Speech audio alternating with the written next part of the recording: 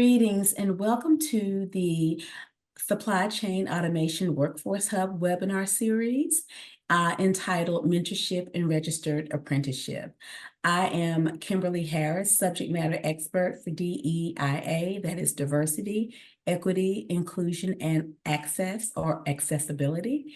And I will be joined over the course of this webinar series by Mr. Corey DiBiase, subject matter expert for Veterans Affairs.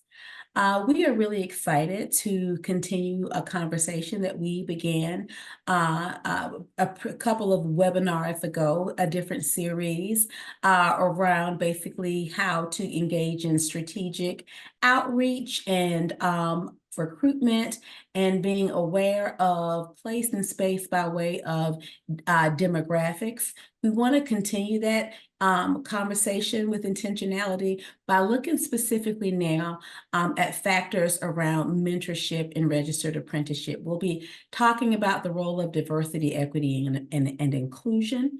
We'll also be talking about the role of evaluation and how all of these things go together to really round out and to make your apprenticeship program competitive, effective, and reach its desired goals.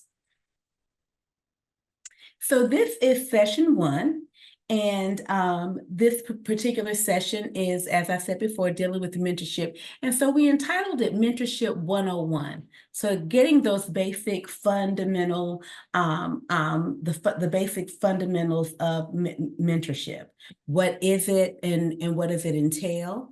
And what we will be covering, the objectives of this particular session are to understand what are those key elements of any mentorship. Why is DEIA important? What is it?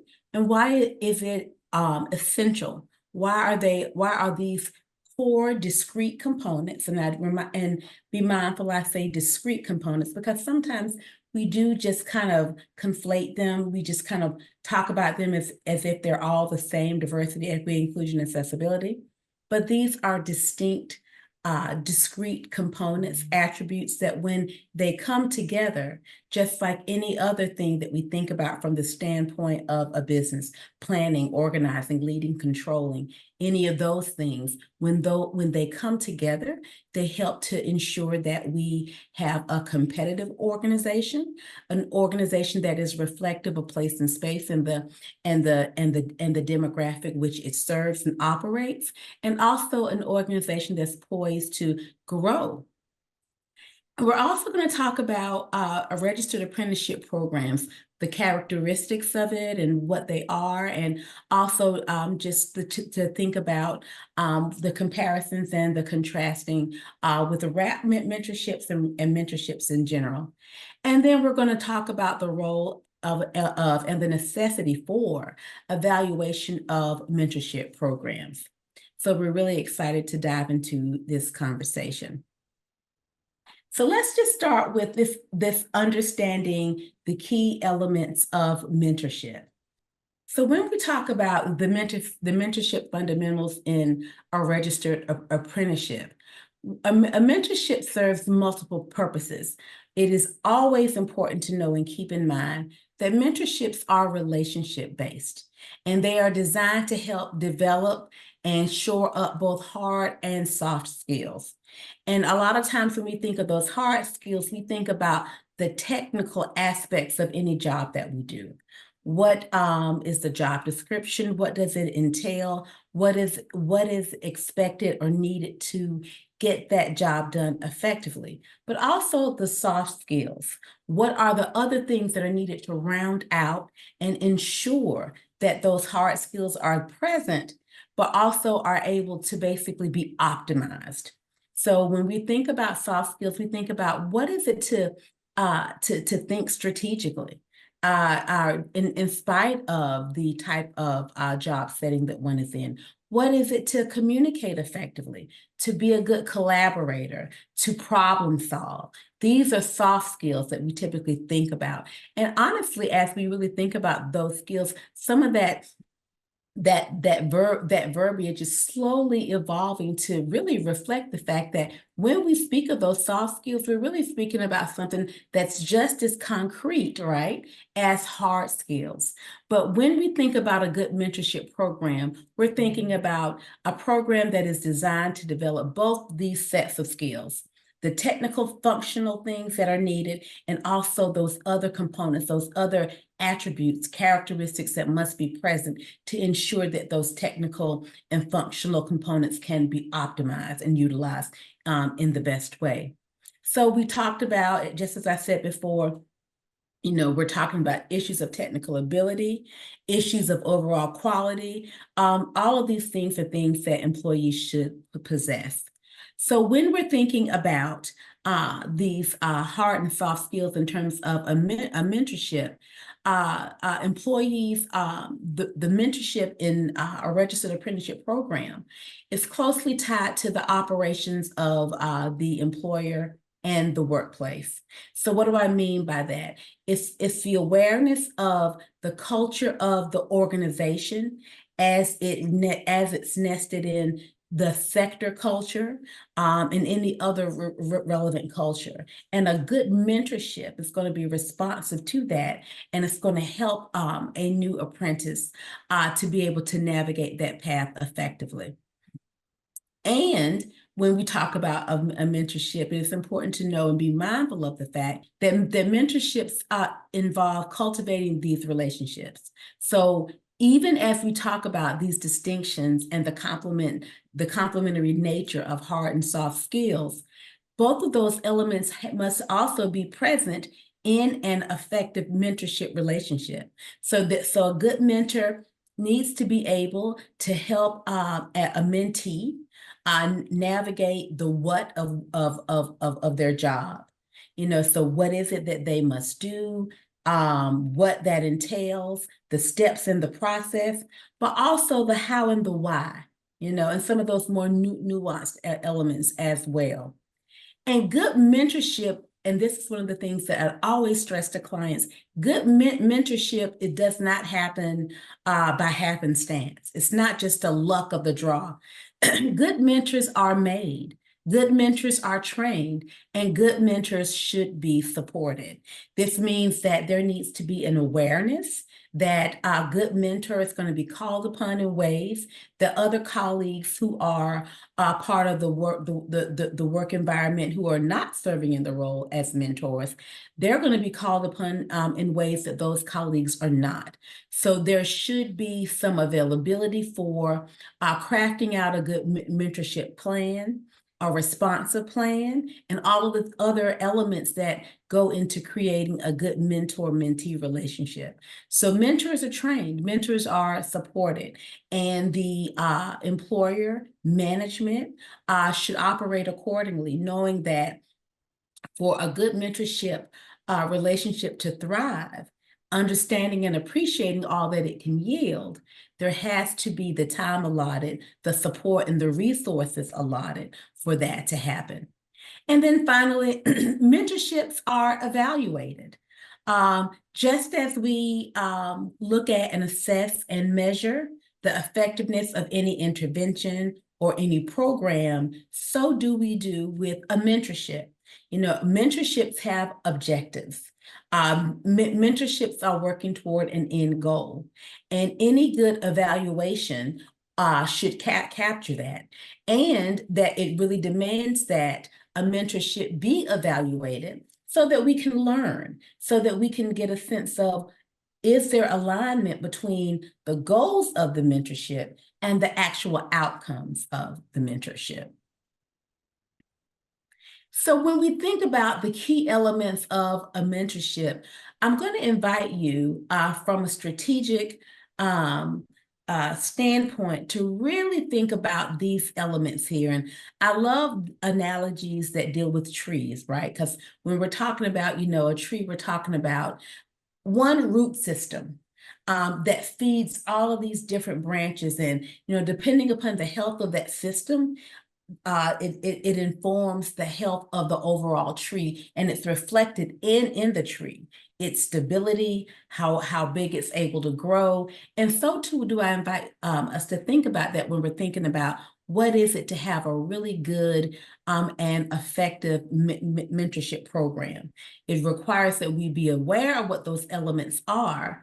And we, once again, going back to our earlier part of our conversation, think about them not just smushed together, think about them as discrete, but each informing the other and collectively creating a synergistic relationship that informs and becomes part of the lifeblood of the health of any organization.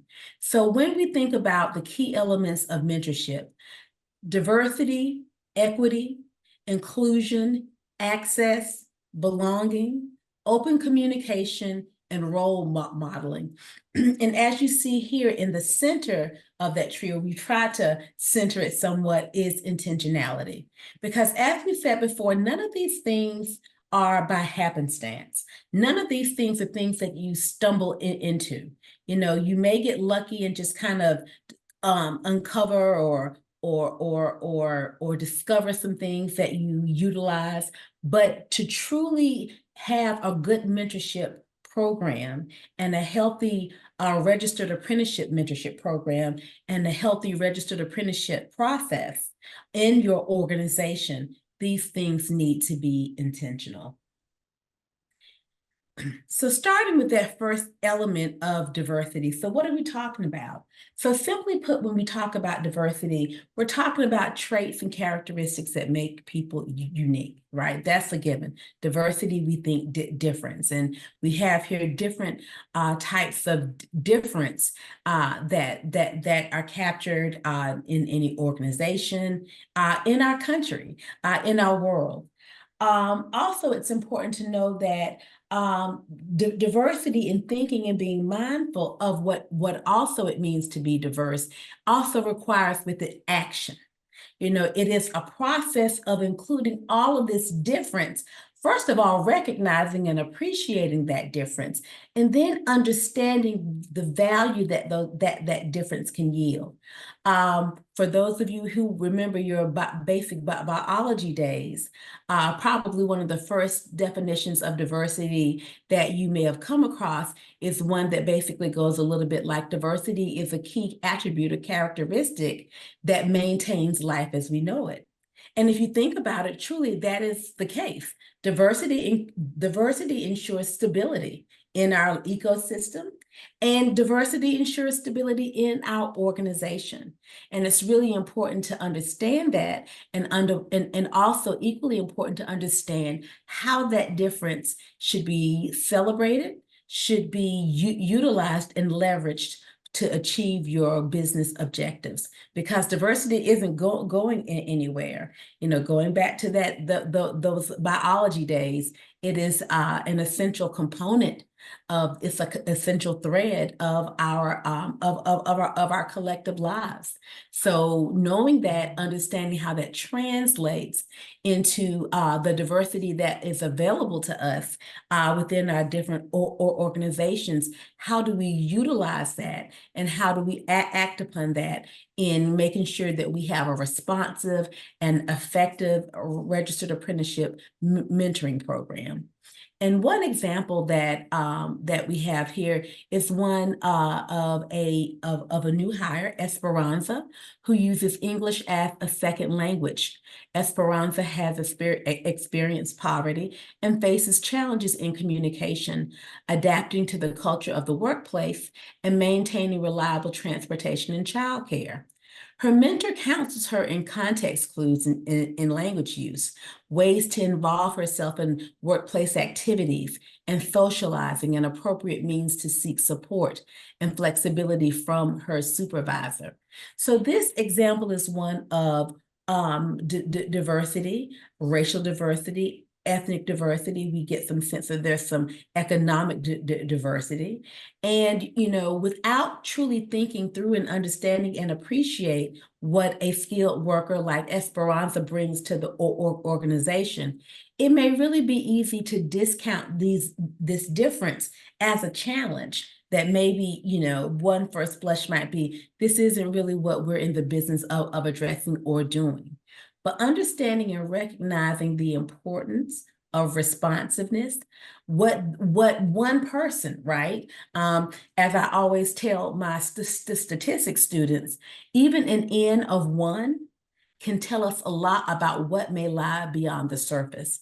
So understanding and appreciating the challenges of an employee such as Esperanza may give us some insight to other either current employees rather, or potential employees who may face similar challenges, that if we are aware of those and we're able to leverage our awareness and our network and all the other things that we can bring to bear, we can incorporate supports and resources into our mentorship and all of the other things that we have as an organization to make sure that those challenges for Esperanza and others like Esperanza don't become barriers to entry into our particular place of employment, and then don't deny us the opportunity to utilize and tap into the wealth of wisdom and skill that such an employee can bring.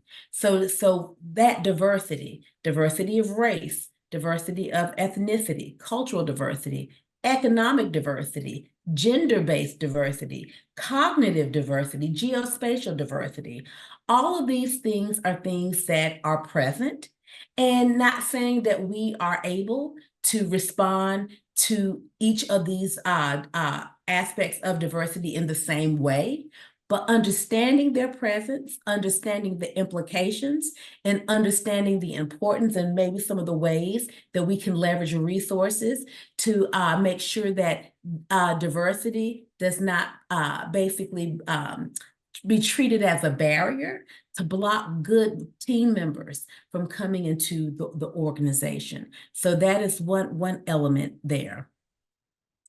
Equity. And as you can see here, one of the things that I have in caps is that equity is not equality, and we'll talk about that in just a second. But when we're talking about equity, we're talking about the allocation of resources and supports and other things based on individual need. So we're not just talking about just taking resources and allocating them similarly or in the same way or in the same amount, or even the same type of resources. So equity is not equality. Equity is fairness. Equity is dealing with issues of human-centeredness. Equity is responsive to contextual reality. And what do I mean by that? A lot of the things that can, like in the example that we just lifted up with Esperanza, those challenges are not causal with ethnicity or with gender or with any other human attribute, but oftentimes we find that socially those issues can be correlated.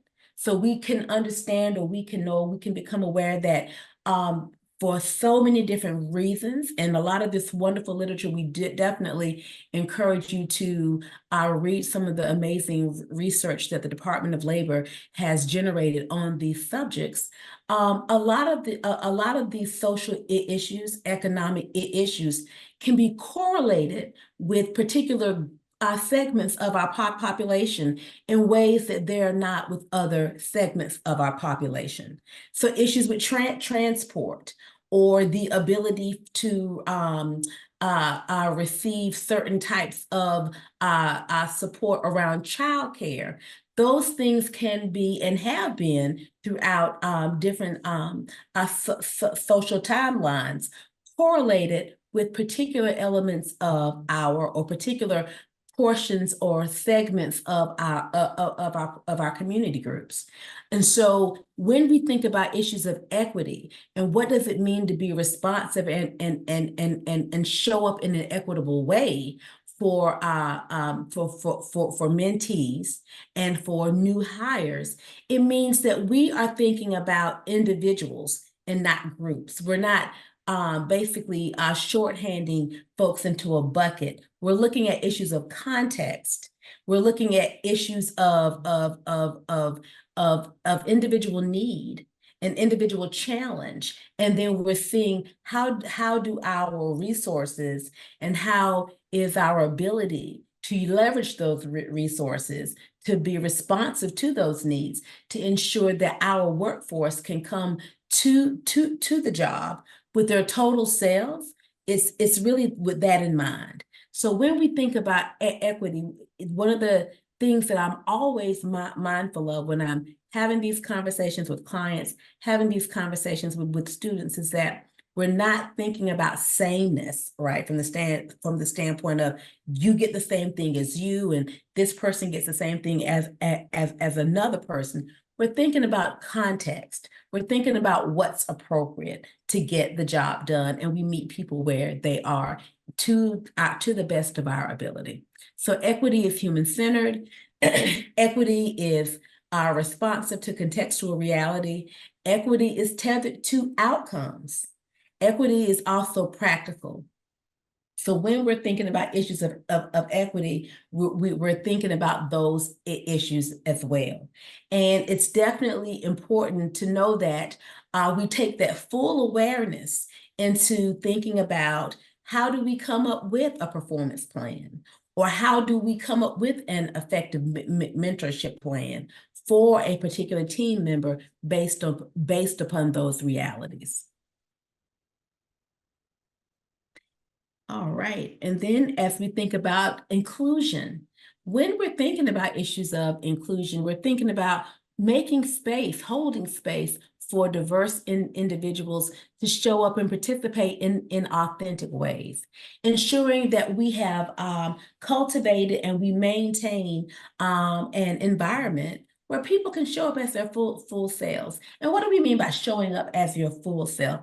Meaning that we have an environment that is reflective of the communities in which we operate our business. We have an environment that's oftentimes, in as much as possible, reflective of the customers that may either purchase our services or our goods. We have an environment that's reflective of community. And that's really what we would want in any situation, because we too are part of that community.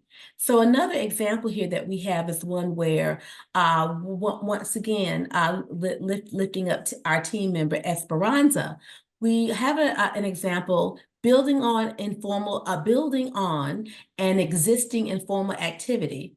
Esperanza and her mentor coordinate a Thursday potluck lunch where participants volunteer to cook a favorite dish for the whole group. And over lunch, that week's chef shares a story about why the dish means so much to them.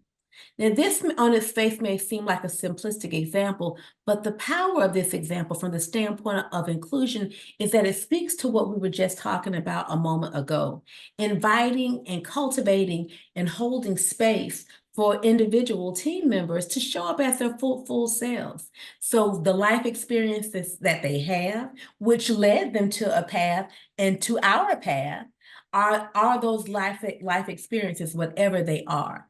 And what we want of each team member is to be able not to partition that or feel as if they have to hide that, because we know from the research that individuals overall tend to stay where they feel accepted and where they feel wanted.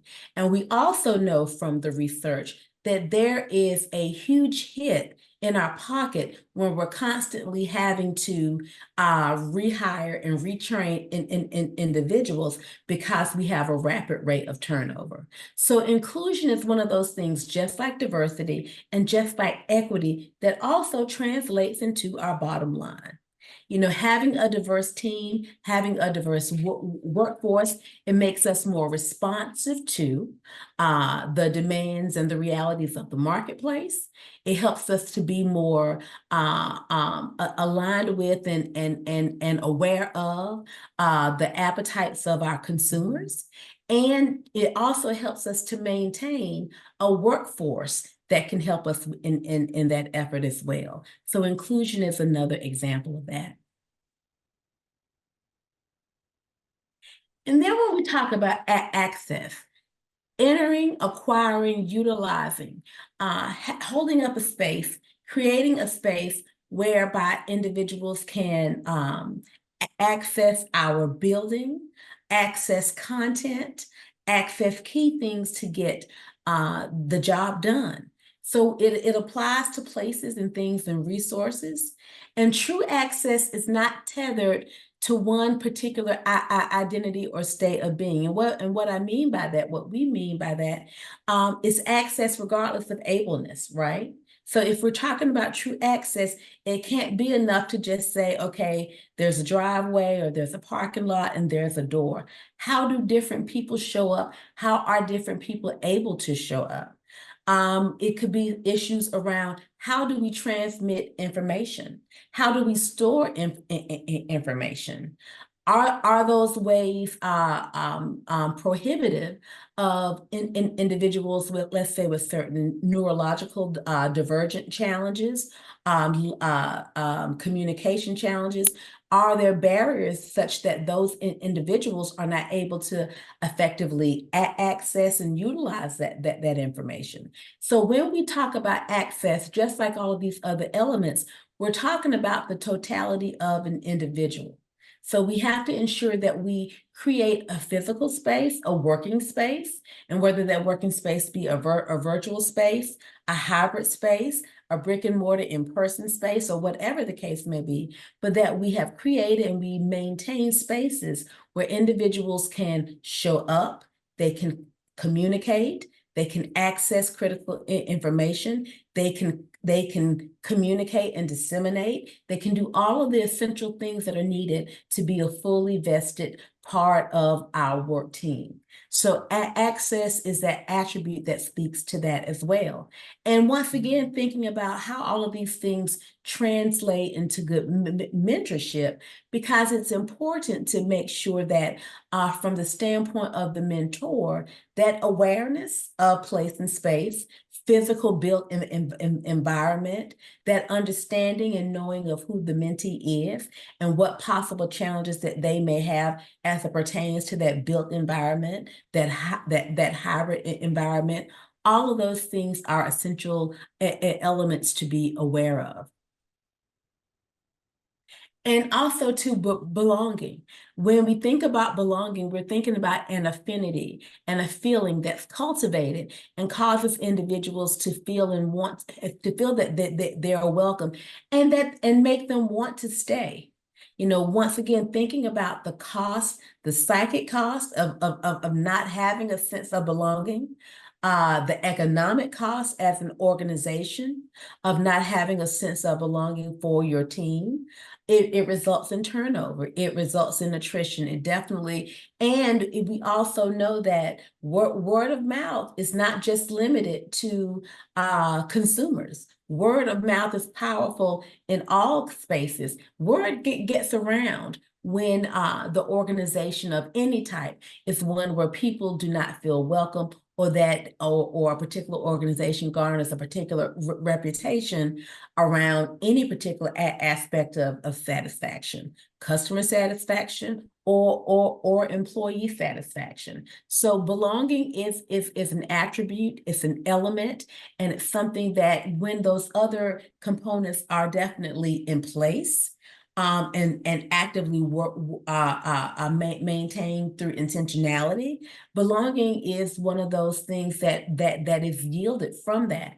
And another example that we have here, with support from leadership, Esperanza and her mentor create an affinity group for individuals who identify as Latin American, who identify with Latin American culture and language. Now, this is an important aspect and a really critical example, because we know that culture is nested and there can be and there often are communities within communities. So it is very important to always be in a posture of learning who are the individuals within community. How do those demographics and how does that breakdown mirror and align with the demographics within the organization? And what can we do as members of the team to cultivate an environment that signals, that messages, and really does go beyond rhetoric. The notion of the reality of you are welcome here, that this is a diverse place and space that holds space for difference, that recognizes and understands the importance of it, and that leverages that to help the company grow. And so from there, we also talk about the notion of what is it to really operate in open communication. So when we talk about open communication, thinking about all of the things that we have been discussing: diversity, equity, inclusion, accessibility, belonging, communicating that in word and deed, and also too from the standpoint of a mentor and a mentee, communicating that and communicating other things as well. You know, being clear on the expectations of the organization, and also empowering and cultivating an environment where the mentee can be equally clear about what they do understand, about what they don't understand, about how they view their own progress, about what challenges they still face. Being transparent, also holding space, safe space, and brave space for what we call crucial and critical conversations. Part of the process, right? But particularly as we think about, excuse me, particularly as we think about what it means to have a thriving apprenticeship program, is growth, right? That trajectory of growth. Part of that process is growth.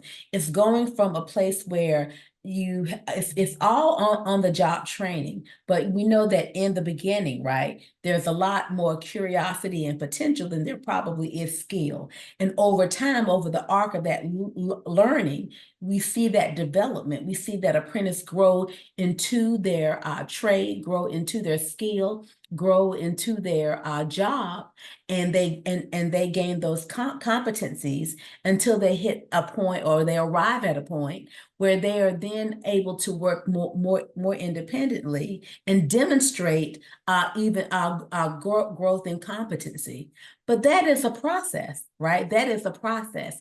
And for that process to be an effective one, there has to be space held for safe, crucial, confidential, sometimes conversation, and honest conversation in both directions. There has to be vulnerability that is cultivated, encouraged, and protected, because that is where the learning happens. So open communication is definitely one of those key elements. And also, too, when we think about and talk about open communication, the notion of accountability. Accountable to whom? For what tasks, and why is that important? You know, always going back to the why, that learning journey, and what does the apprentice need to know along the way? And similarly, what does the mentor need to know, and what do the other team members need to know along the way? And also, when we think about and when we talk about open communication, we're talking about communication that signals and that promotes and that demonstrates a commitment to process improvement. You know, conversation, communication, debriefing, you know, talking about things around pain points and victories and the why behind them are so critical, because there's one thing to do the work, and then there's another type of learning and growth that occurs when you reflect upon the work, and not doing that in a silo, but doing that with someone with skill and with interest, and who's vested and who you can trust, to share that information, to give you feedback on that information, and to help to craft a plan of action from that information. And that is also a key role of a mentor.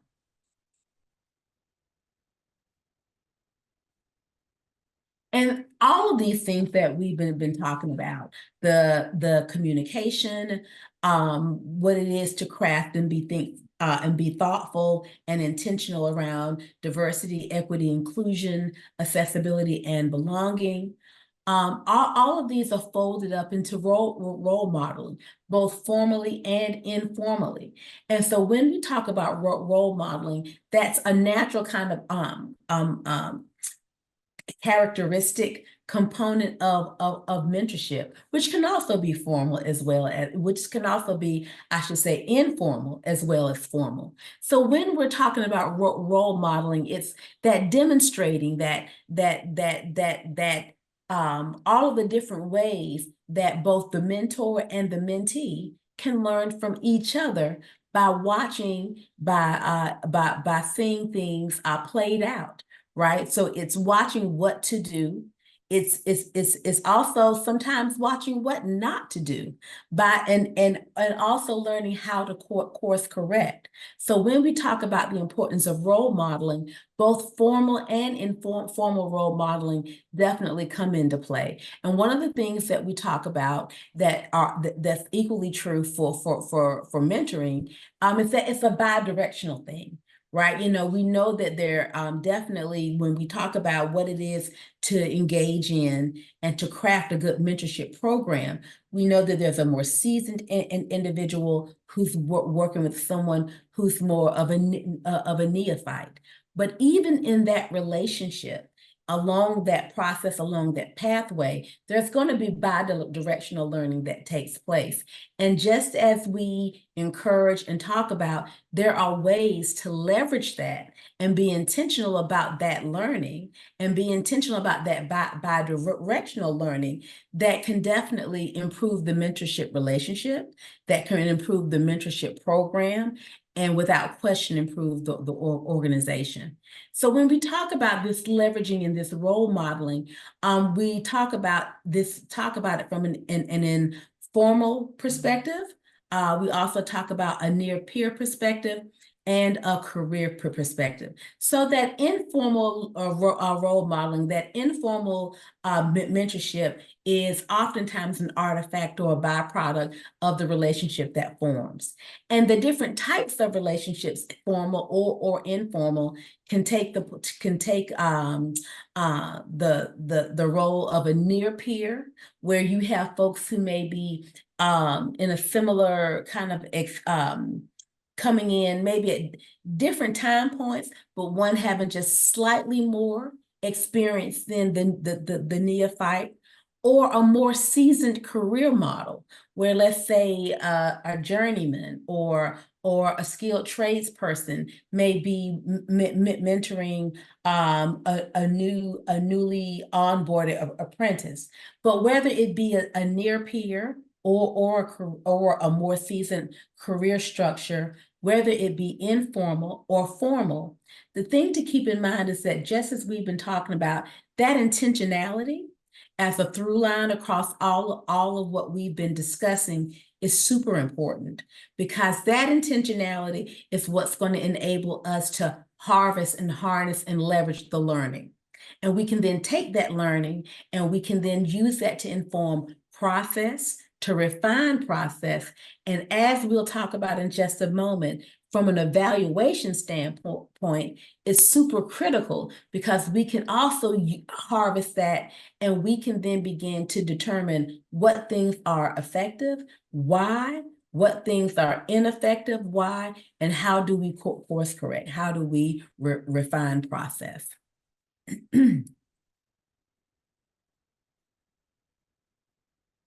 So just to kind of talk about as well, and we've really been talking about this particular theme of intentionality throughout this entire conversation. When we're thinking about intentionality, and just because we're talking about these slide to slide, it's not it's not a one, then two, then three. This is a through line, right, across all of what we're talking about. So when we talk about intentionality, we're talking about all that we do being purpose driven.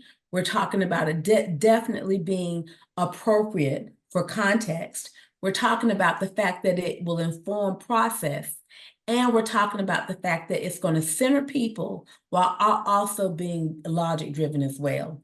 And that logic driven component we'll go deeper into as well when we get into that evaluation piece, because it's that logic driven, it's the evidence gathering and how we utilize the evidence to inform our decision making and next steps that we will rely upon heavily. So intentionality, intentionality, intentionality.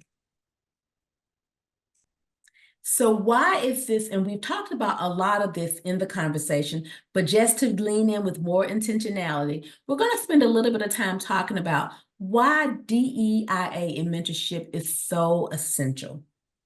And when we think about DEIA and mentorship, all the things that we talked about in the previous webinar series definitely come into play, and all the things that we will talk about in this series as well. When we talk about DEIA in mentorship, it is relationship based. At the core of what we're talking about with any good mentorship, we're talking about cultivating, maintaining, and growing relationships. Oftentimes, especially when we're talking about mentorship for the sake of a registered apprenticeship, oftentimes with formal structures. But what's also going on is a lot of informal things as well.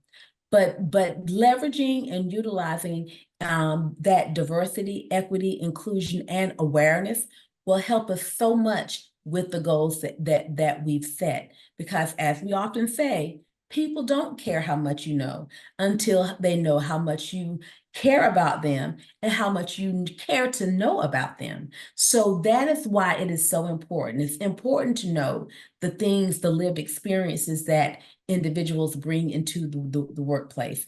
It's important to know potential challenges that could possibly upend or impede the progress that they stand to make. And it's also very important to know the resources that can be brought to bear to help them be successful as an apprentice and as a part of the organizational team.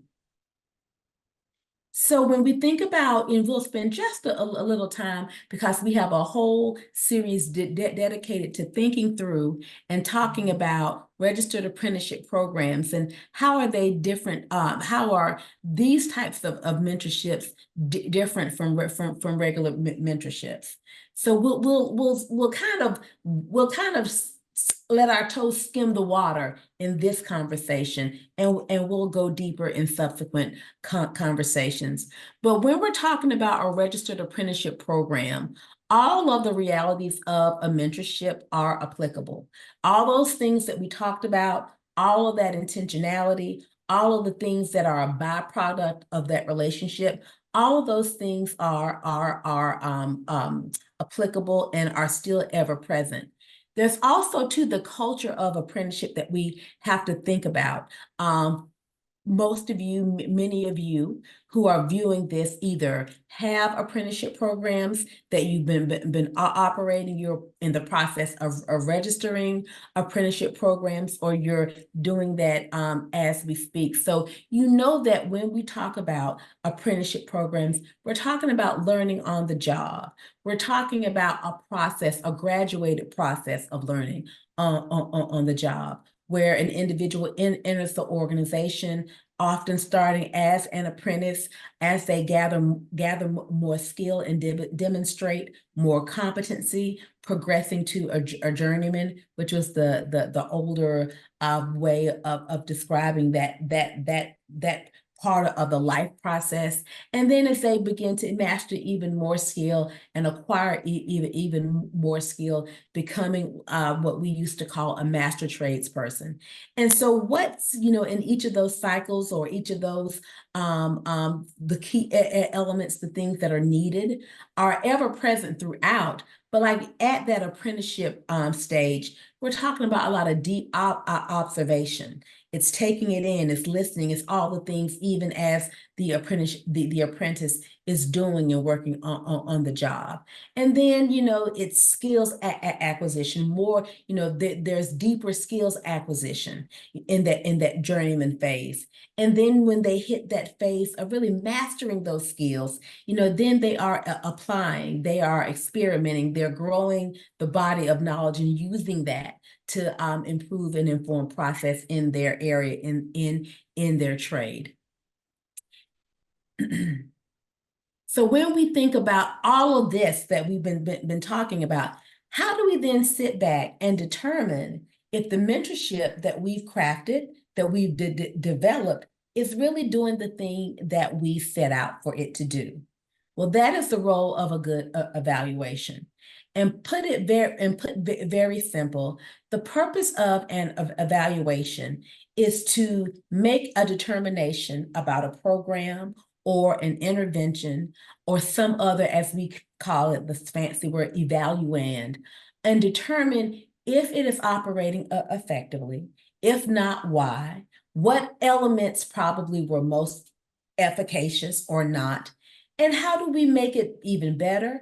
How do we maintain it? How do we course correct? So when we conduct an evaluation, we utilize the skills of a researcher, but unlike a researcher, we are not looking to generalize to a wider population. We're looking to apply all of the knowing to this particular process, program, or intervention. And in this case, a registered apprenticeship program mentorship. And we are looking to apply all of that knowledge to this particular intervention or program for the sake of making it better. And even though we are not generalizing to the population at large, like a research project, there is a lot that we can learn. There is a lot that we can utilize and harvest to make our particular mentorship program better, to even probably make the overall organization better. So there is a lot of learning that goes on when we are doing an evaluation.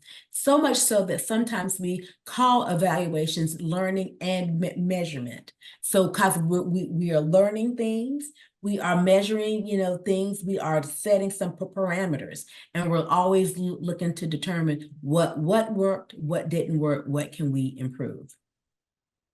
So when we talk about evaluating a registered apprenticeship program mentorship, it is important to know that evaluation supports a culture of learning and process improvement. We just talked about that, the learning and the measurement component. Evaluation helps to better align the process with the outcomes that we seek to achieve. That's how we know if what we set to do, did we actually do it based upon the outcomes that we said that we were looking to achieve in the beginning, and measuring that, the presence or the absence, and how much of that at the end or at some point along the way. Evaluation also empowers stakeholders to ask hard questions, find those answers, and implement those answers into subsequent iterations of the program. So that's always important to know, because we're always in a posture of learning. That's the purpose of an evaluation, right? And one of the things that we're definitely looking to learn when we're talking about a registered apprenticeship program mentorship, is it working? What aspects of it are working best? What things need to be tweaked? What things need to be pruned? Those are the things that we need to know, and always why. Evaluation of registered apprenticeship program mentorships. Also, it's important to keep in mind that good evaluation acknowledges that culture is ever present. It's diverse, we've talked about that, and it's nested. So who I am as a researcher, as an economist, as an evaluator, all of those different identities that I hold all interplay with one another, and who I am and the work that I do in any one of those different roles is going to be an aspect of culture. The culture of learning, of where I learned, of how I learned, of what I learned, and of who I am, and who I became as a result of that, and who I become as a result of all of the subsequent work that I do. And it's also important to keep in mind that effective evaluation is responsive to that reality. So we have to take into consideration all of those things and how those things can and do impact the settings, the programs that we encounter. So it's not just the program itself, it's also who is managing the program. How are they managing the program? What decisions are they making and why? So it's the coming together of both. I don't want to go too quickly here. And then as we think about questions to consider, we have to think about what is the culture of our registered apprenticeship program, and how should our registered apprenticeship program's cultural reality inform the program. So there is that nested culture. Excuse me. We'll definitely talk about more of that in subsequent conversations. And how do those things impact each other? What elements of the registered apprenticeship programs mentorship are we doing well? And what elements of the registered apprenticeship program mentorship could we improve? So this takes us to, this is like our opening conversation. There'll be several more elements and components to this conversation. And going forward, in the next section, we'll go deeper and talk about the mentorship programs. We'll also, in sessions 3 and 4, we'll talk about recruiting and matching mentors and that secret sauce and why that's important, the how and the what. And in sessions, I should say, 5 and 6, we'll also talk about conducting effective mentorship sessions and supporting growth in the mentor-mentee relationship. And as always, we're so excited to have this conversation and continue this conversation.